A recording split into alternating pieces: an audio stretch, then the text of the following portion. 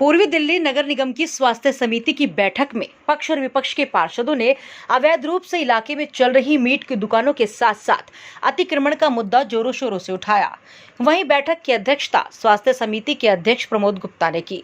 बैठक के दौरान पार्षद रोमेश गुप्ता ने कहा कि उनके वार्ड में चल रहे होटल ढाबे वालों में से 70% दुकानदारों के पास इसे चलाने का लाइसेंस नहीं है, केवल 30% ही लोगों के पास लाइसेंस है। क्योंकि अगर 70% के पास लाइसेंस नहीं है, खाली 30% के पास लाइसेंस है, तो वो दुकानें, वो रेस्टोरेंट, वो ढाबे कैसे चल रहे हैं? मेरा आपसे निवेदन है कि सभी ढाबों को, रेस्टोरेंटों को सूचीबद्ध किया जाए और उनको सबको लाइसेंस दिलवाया जाए और वो सब लोग लाइसेंस लेकर अपने ढाबे को चलाएं। पार्षद दीपक मल्होत्रा ने कहा कि प्रिया एनक्लेव में चल रहे राधे कृष्णा ढाबे वाले का पिछले 3 सालों से लाइसेंस नहीं बना हुआ है, लेकिन उसके बावजूद बिना लाइसेंस के धड़ल्ले से यहाँ काम चल रहा है।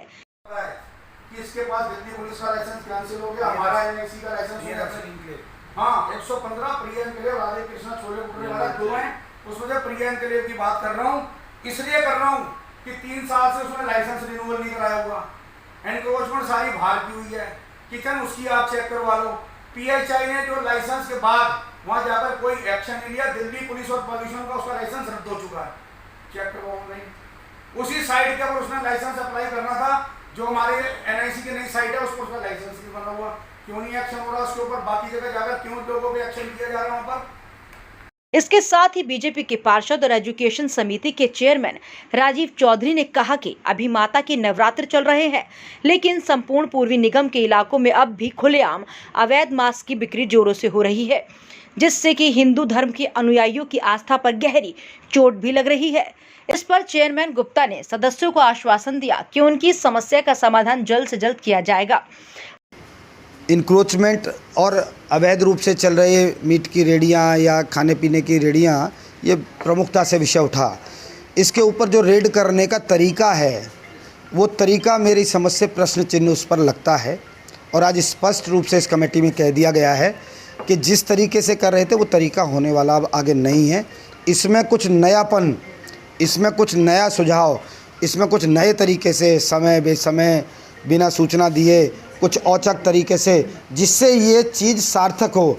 आज हमने कुछ इंक्रोचमेंट उठाई, 2 दिन बाद वो पैसे दे के छुड़ा के ले गया, फिर उसी स्थान पर लगा ली।